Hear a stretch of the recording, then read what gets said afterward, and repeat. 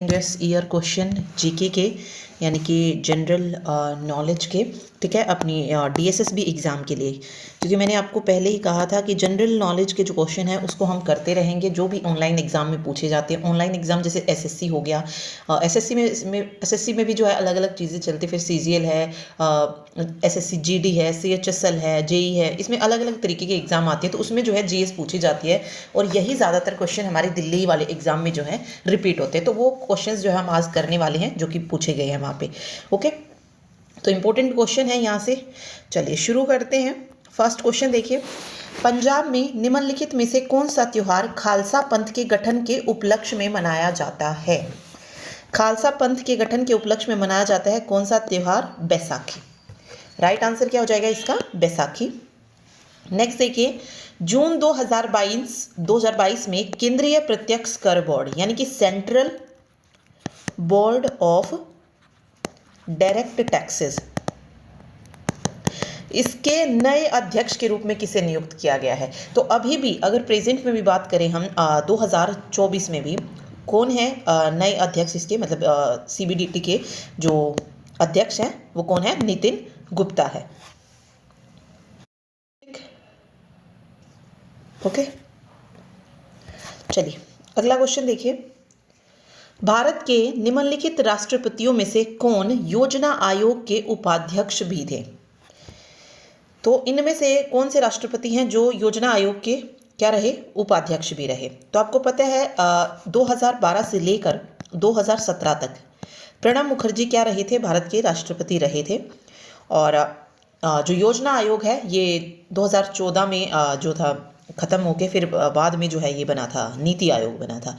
ठीक है, तो उस वक्त जो योजना आयोग के अध्यक्ष भी रहे थे तो वो प्रणब मुखर्जी रहे थे उसमें। ठीक, 13वें राष्ट्रपति के रूप में जो है इन्होंने कार्य किया था। और अभी अगर आप देखेंगे तो 14वें राष्ट्रपति रामनाथ कोविंद थे और 15वें जो हैं कौन है? द्रौपदी मुर्मू जी हैं। ठीक है, चलिए नेक्स्ट देखिए, नेक्स्ट क्वेश्चन है, अंतर्राष्ट्रीय अहिंसा दिवस कब मनाया जाता है? अहिंसा दिवस मनाया जाता है 2 अक्टूबर को। ठीक, याद रखना है। नेक्स्ट देखिए, डैश की सरकार द्वारा एक ऊंट संरक्षण और विकास नीति की घोषणा की गई है। अब देखो ऊंट कहाँ पे पाए जाते हैं? राजस्थान में, तो ये राजस्थान की सरकार ने ही की है। तो राइट आंसर इसका हो जाएगा राजस्थान। राजस्थान में जो है ऊँटों की जो संख्या घट रही थी हर साल, तो उस वजह से जो है राज्य सरकार ने अपने जो बजट था उसमें इस नीति की घोषणा की थी। ठीक, चलिए अगला देखिए, स्वतंत्रता के अधिकारों में सबसे प्रमुख अधिकार डैश है। स्वतंत्रता का अधिकार, इसमें बताना है कि कौन सा जो है इसमें सबसे प्रमुख है। तो देखो, इकट्ठा होने की आज़ादी, निवारक निरोध, भाषण और अभिव्यक्ति की स्वतंत्रता का अधिकार, ये सारे ही स्वतंत्रता के अधिकार हैं। लेकिन इसमें जो सबसे इम्पोर्टेंट है वो है जीवन और व्यक्तिगत स्वतंत्रता का अधिकार।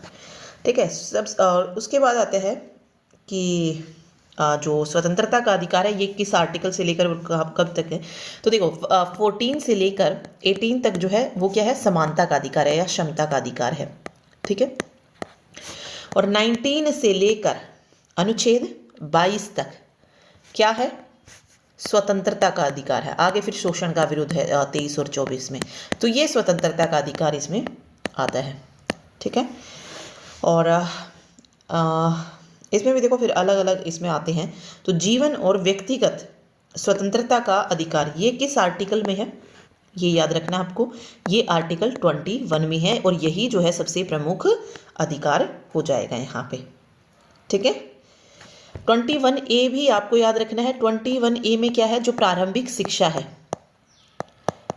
प्राइमरी लेवल की, वो जो अधिकार दिया गया है वो इसी में दिया गया है 21A में। ठीक है, ओके। भाषण और अभिव्यक्ति की स्वतंत्रता का अधिकार ये आर्टिकल 19 में है। सारे ही कर लेते हैं। आर्टिकल 19 में 6 जो है 6 तरीके की अधिकार है। तो जो पहला अधिकार उसमें दिया गया है वो भाषण और अभिव्यक्ति का ही दिया गया है। दूसरा सभा का जो इकट्ठा होने की जो होती है वो हो जाएगा।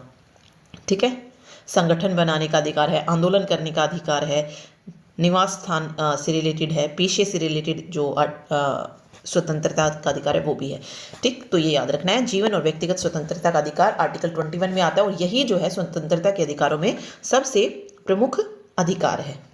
ठीक, फिर एक क्वेश्चन आता है कि जो ये मौलिक अधिकारों की बात कर रहे हैं, तो मौलिक अधिकार किस देश के संविधान से लिए गए हैं?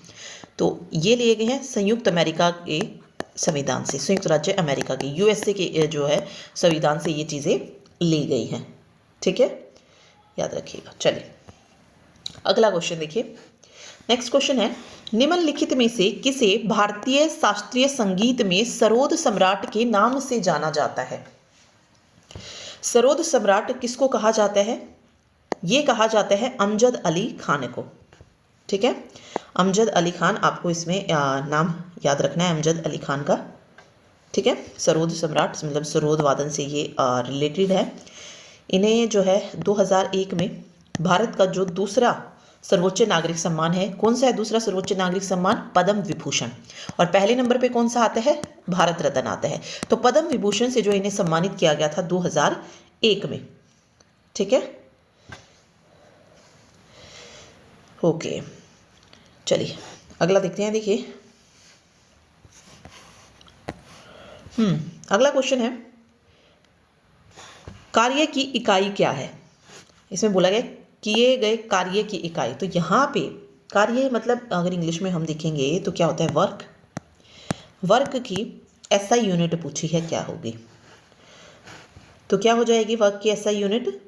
ये हो जाएगी जूल। ठीक है, वर्क इक्वल टू किसके बराबर होता है? एफ इंटू एस होता है।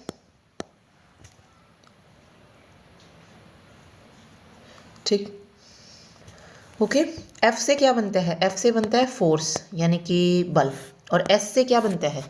एस से क्या होता है? डिस्प्लेसमेंट होता है। हिंदी में क्या बोलेंगे डिस्प्लेसमेंट को? विस्थापन। ठीक, फिर फोर्स की आपसे यूनिट पूछी जा सकती है, एसआई यूनिट। तो एसआई यूनिट फोर्स की क्या होती है? फोर्स की होती है न्यूटन। क्या होती है एसआई यूनिट? फोर्स की न्यूटन होती है। ओके, वर्क की एक और जो है यूनिट होती है, कौन सी होती है? न्यूटन मीटर होती है। न्यूटन मीटर होती है, पर यहाँ पे एसआई यूनिट इसमें दी नहीं गई है। यहाँ पे ये इसकी एसआई यूनिट नहीं होती है। ठीक है, एसआई यूनिट जो होती है इसकी वो जूल ही होती है। ठीक, तो कोई सा भी ऑप्शन में दे सकता है, आपको न्यूटन मीटर भी दे सकते हैं और दूसरी चीज़ भी दे सकते हैं। ठीक है, तो दोनों आपको पता होनी चाहिए। चलिए अगला क्वेश्चन है, रामकृष्ण मिशन ने समाज सेवा और निस्वार्थ कार्य के माध्यम से डैश के आदर्श पर बल दिया। तो किस पर बल दिया था? मोक्ष पर बल दिया था। सेकंड ऑप्शन यहाँ पे मोक्ष जो है इसका करेक्ट आंसर हो जाएगा। ठीक है, राम कृष्ण जो मिशन था ये 1 मई 1897 रामकृष्ण जी के जो शिष्य थे, कौन? स्वामी विवेकानंद, उन्होंने जो है इस मिशन की शुरुआत की थी।